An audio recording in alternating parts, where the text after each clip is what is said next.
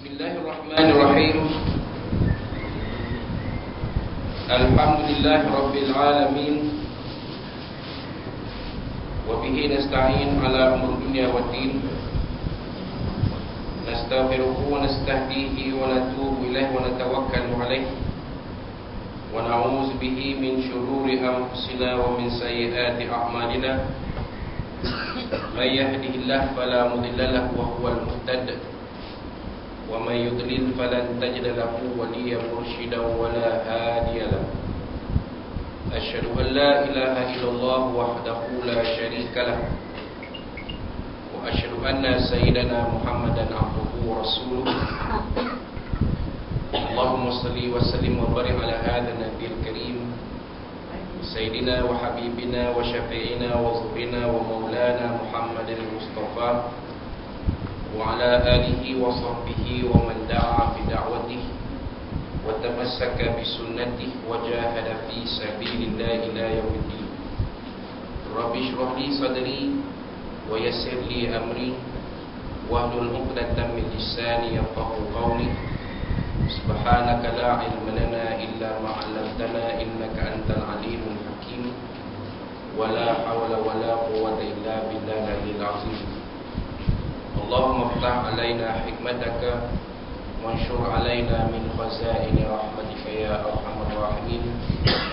اللهم أرنا الحق حقا وارزقنا اتباعه وأرنا الباطل باطلا وارزقنا اجتنابه.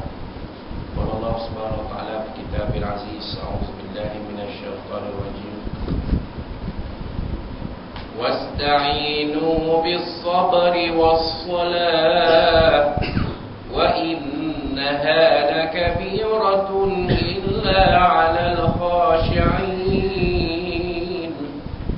الذين يظنون أنهم ملاقو ربهم وأنهم إليه راجعون. صدق الله العظيم. وقال الله سبحانه وتعالى في القرآن المجيد: أعوذ بالله من الشيطان الرجيم. ومن الناس والدواب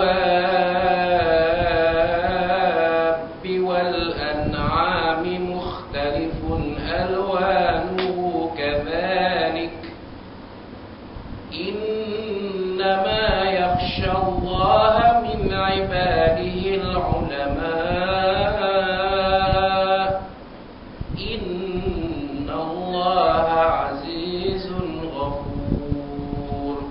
صدق الله العظيم. وقال نبينا سيدنا محمد صلى الله عليه وسلم: الدعاء سلاح المؤمنين. أو كما قال صدق رسول الله صلى الله عليه وسلم. وقال شافعنا سيدنا محمد صلى الله عليه وسلم وعلى وصحبه: إن الله لا يقبل العلم انتزاعا ينتزعه من الناس ولكن الله يقبل العلم بقبض العلماء. وكما قال صدق رسول الله صلى الله عليه وسلم. Yang dirahmati Allah Subhanahu sekalian, tuan-tuan dan puan-puan sekalian rahimahullah. Assalamualaikum warahmatullahi wabarakatuh. Kami merasa sangat mengambil kesempatan di sini. Sebagai kesempatan yang Allah SWT berikan kita bagi kita sama-sama memanjatkan ini pujian dan syukuran Allah yang memberikan kita kekuatan bersama-sama menunaikan salat maghrib berjemaah, bersama-sama berzikir dan berzikir, bertasbih, bertakbir, bertahmid, bertakbir dan bertahlil, dan seterusnya kita sama-sama memanjatkan Allah Subhanahu wa taala. Antaranya doa agar roh almarhum Syekh Tuan Guru Dr. Haji Hamid rahimahullah ta'ala diberi rahmat oleh Allah Subhanahu wa ta'ala dan di maksudnya beliau dikumpulkan bersama-sama golongan para Nabi, Rasul, Siddiqin, Awliya, Syuhada dan Salihin di dalam syurga Allah SWT.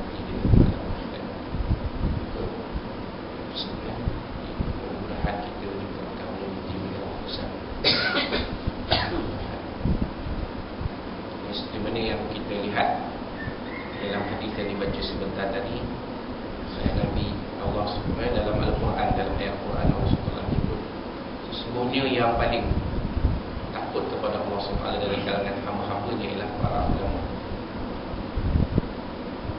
Dan juga Nabi SAW ada menyebut dalam sebuah hadis, ulama warasatul anbiya, para ulama itu ialah pewaris tugas-tugas kenabian dan kerasulan yang dibawa oleh para nabi dan rasul. Oleh kerana selepas Nabi kita Sayyidina Muhammad SAW wafat, ditegaskan oleh baginda sendiri, la rasul wa la nabiyya ba'di, tidak ada rasul dan tidak ada nabi selepas. Maka tugas kenabian dan kerasulan di kalangan umat manusia selepas itu disambung oleh para ulama zaman berzaman, daripada zaman sahabat, tabi'in, tabi'in dan generasi seterusnya sehinggalah ke akhir zaman, sehinggalah ke zaman kita ini. Namun kita lihat pada akhir zaman ini, ulama semakin lama semakin berkurangan. Ulama yang ada semakin ramai yang dijemput kepada Allah SWT.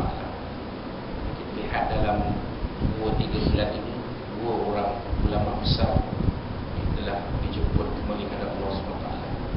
Iaitu pertamanya almarhum Tuan Guru Haji Salih Istiqdah, seorang yang alim, yang sangat alim dalam bidangnya, terutamanya dalam ilmu agama, terutamanya dalam bidang akidah ataupun tauhid. Dan baru lagi dikejutkan dengan pemergian almarhum Tuan Guru Dr. Haji Harudin, yang pakar dalam ilmu agama, terutamanya berkenaan dengan tasawuf Islam dan juga bidang perubatan Islam. Kita pun tak tahulah siapa yang akan mengetuai Darul Syifa selepas pemergian almarhum Tuan Guru. Kerana saya rasa sahabat sendiri pun tahu ini tidak ada maklumat pada masyarakat umum, pada pengamal-pengamal Darul Syifa mungkin ada maklumat. Pada kita tidak nampak siapa yang akan diamal, yang akan mengambil alih sebagai penerusi Darul Syifa, sebagai kita kata sebagai musyidul am. Tak nampak lagi siapa orang ni. Tapi mungkin di kalangan pengamal-pengamal Darul Syifa mungkin sudah ada juga calon-calon yang kita tahu, yang masyarakat awam tahu, almarhum tidak berpesan apa-apa, tidak berpesan sesiapa sebagai pengganti. Sebagaimana juga Nabi Muhammad SAW tidak berpesan kepada para sahabat tentang siapakah yang akan menggantikan baginda nanti sebagai ketua kerajaan Islam Al-Madinatul Munawwarah selepas kewafatan baginda. Itu dalam sejarahnya tak ada. Cuma Nabi bagi hint-hint sahaja. Antara hint yang kuat ialah tatkala Nabi SAW sedang kuat, yang menjadi imam ialah Sayyidina Abu Bakar As-Siddiq radhiyallahu anhu. Jadi itu hint yang kuat. Satu kita kata bayangan yang kuat siapa yang akan ganti Nabi. Sebab Nabi SAW ayat baginda, kalau baginda SAW tidak bermusafir, tidak keluar dari kota Madinah, baginda SAW dah yang akan menjadi imam solat di masjid Nabi. Jadi bila Sayyidina Abu Bakar ambil itu, jadi para sahabat mengambil daripada peristiwa-peristiwa itu, maka dilantiklah Sayyidina Abu Bakar As-Siddiq radhiyallahu anhu sebagai khalifah. Cuma mungkin timingnya saja yang agak sedikit awal, kerana ketika dilantik khalifah itu, para ahli keluarga Nabi SAW masih lagi menguruskan jenazah Nabi SAW, termasuklah Sayyidina Ali